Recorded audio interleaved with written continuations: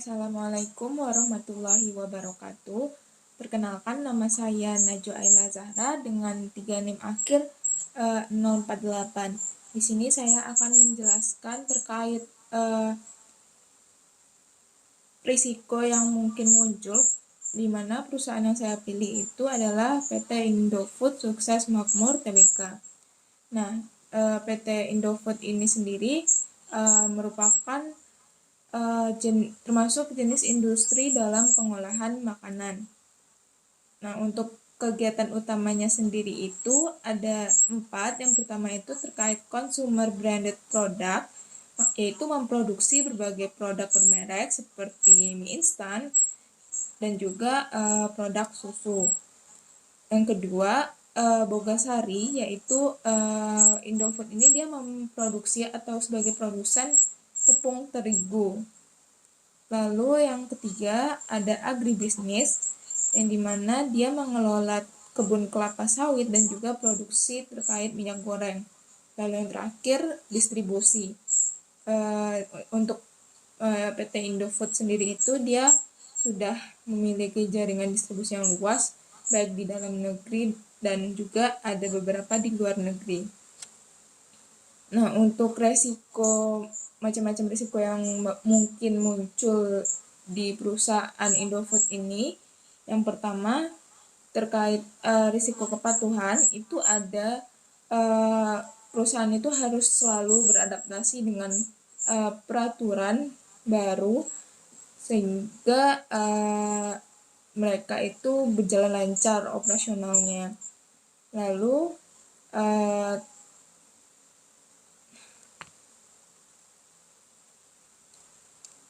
yang kedua itu ada risiko terkait suap dan juga korupsi yang terjadi dalam manajemen yang harus diwaspadai karena ini dapat menurunkan citra dari perusahaan. Nah, yang selanjutnya itu dari risiko pengendalian. Di risiko pengendalian ini ada kegagalan dalam pengawasan bahan baku dan juga produksi. Misalnya itu tidak mendeteksi adanya pencemaran pada bahan baku. Lalu ada juga ketergantungan pada rantai pasok global sehingga bakal mempengaruhi ketersediaan yang dimiliki oleh perusahaan dan juga mengganggu terkait harga bahan bakunya. Lalu ada risiko bahaya. Di sini ada risiko yang terjadi terkait keselamatan karyawan dan juga terjadinya kecelakaan kerja di pabrik. Kemudian adanya gangguan logistik dan juga distribusi seperti pandemi ataupun perubahan iklim, di mana dapat menunda dan juga membuat perusahaan itu mengeluarkan uang lebih banyak untuk pengiriman produknya. Nah, terakhir itu risiko positifnya atau peluang dengan banyaknya minat dan konsumen terhadap produk dari si PT Indofood ini, tentunya perusahaan bisa melakukan ekspansi ke pasar-pasar baru di internasional. Selanjutnya, perusahaan juga bisa memanfaatkan peluang untuk mengembangkan produk baru yang seperti makanan sehat dan juga mungkin penggunaan bahan baku lokal. Yang dimana saat ini kan juga sedang tren terkait penerapan gaya hidup sehat. Selanjutnya itu penilaian terkait likelihood dan juga impact atau dampak dari beberapa risiko tadi. Yang pertama itu terkait risiko kepatuhan.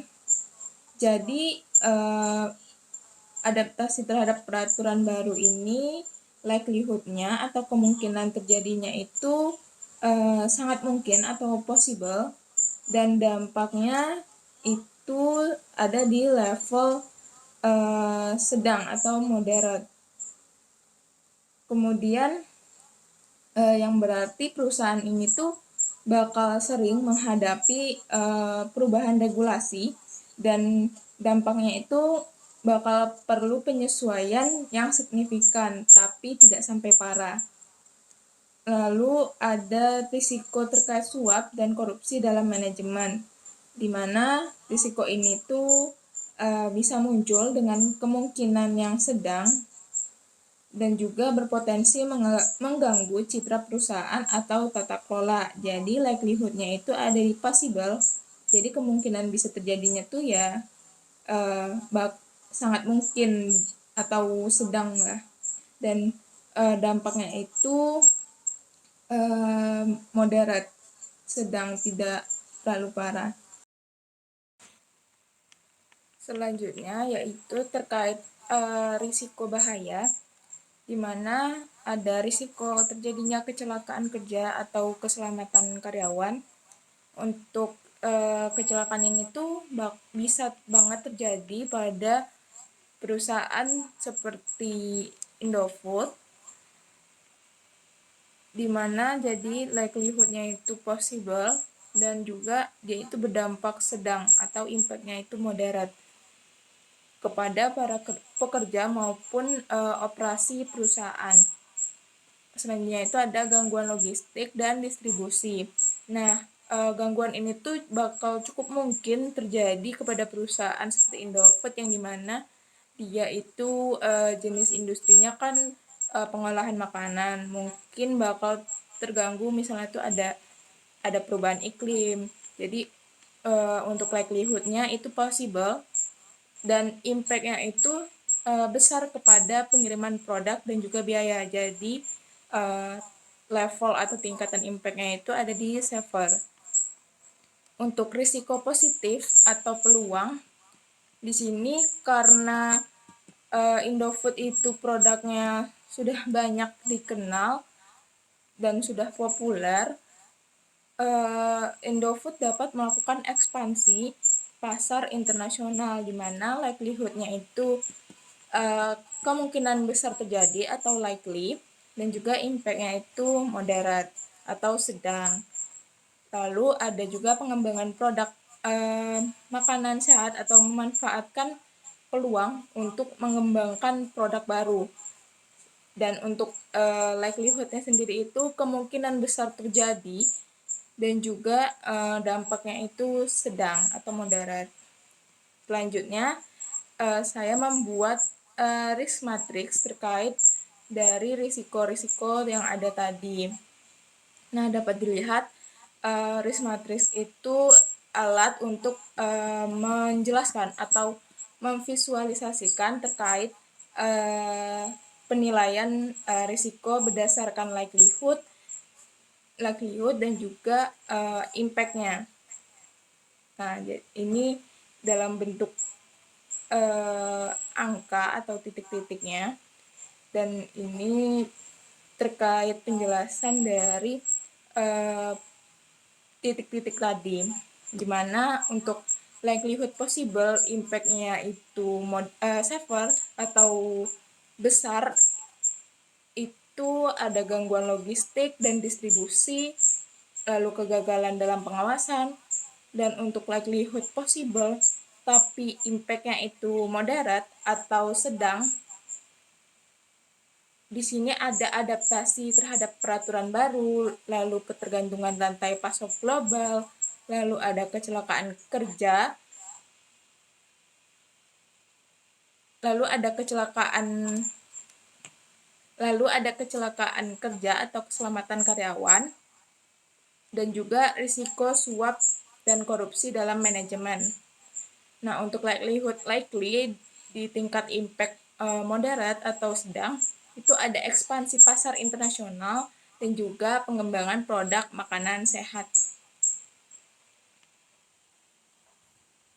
Dengan melakukan pembuatan risk matrix ini tuh diharapkan nantinya bakal memudahkan untuk perusahaan memahami terkait tingkatan risiko yang bakal muncul atau bisa terjadi pada perusahaan tersebut.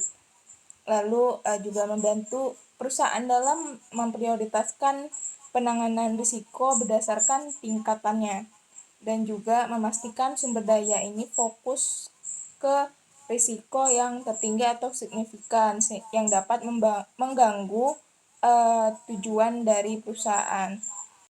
Selanjutnya di sini saya mengurutkan risiko berdasarkan prioritasnya. Jadi yang pertama itu ada gangguan logistik dan distribusi. Nah, risiko ini tuh menjadi prioritas tertinggi karena secara langsung mengganggu pengiriman produk ke pasar, lalu menyebabkan keterlambatan dan juga peningkatan biaya yang signifikan. Lalu yang kedua itu kegagalan pengawasan bahan baku dan produksi. Risiko ini tuh penting karena dapat menyebabkan produk itu tercemar ataupun kualitasnya menjadi menurun gitu. Terus untuk yang ketiga, adaptasi perubahan regulasi. Jadi perusahaan itu bakal menghadapi regulasi baru secara berkelanjutan, sehingga perlu prioritas karena bisa berpengaruh terkait kelancaran operasional. Lalu yang keempat, ketergantungan rantai pasok global. Nah, risiko ini itu perlu diperhatikan karena gangguan pada rantai pasok dapat mempengaruhi ketersediaan dan juga bahan baku. Lalu yang kelima itu ada kecelakaan kerja atau keselamatan karyawan.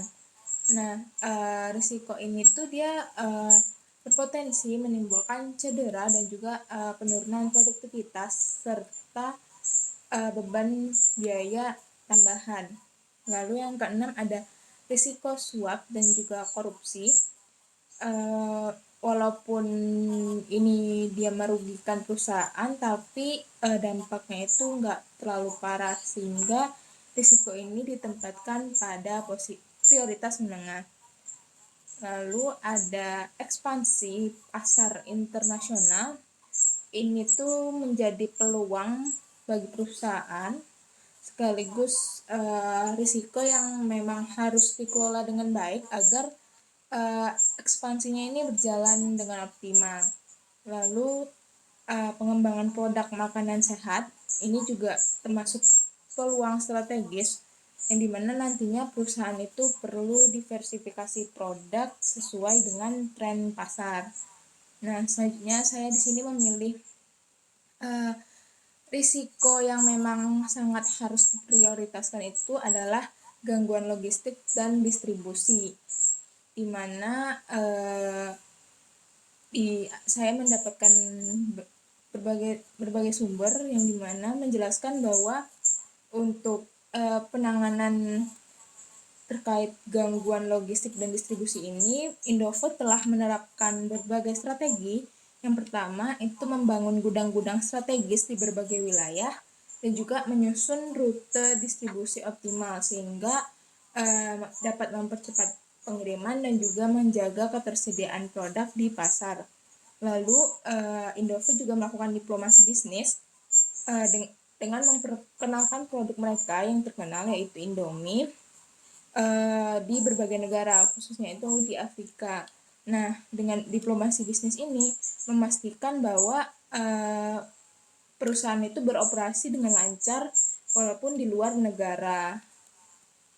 Nah, untuk risiko bahaya itu ada kecelakaan kerja yang dimana biasanya itu bisa terjadi karena kondisi yang kurang aman, lalu emang kesalahan dari pegawainya atau manusia dan juga kurangnya pengawasan.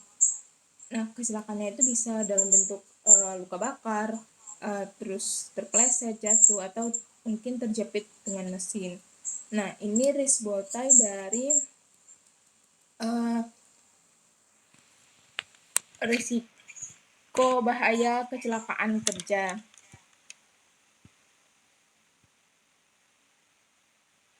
Nah, di sebelah kiri ini ada search atau sumber yang menyebabkan terjadinya kecelakaan kerja.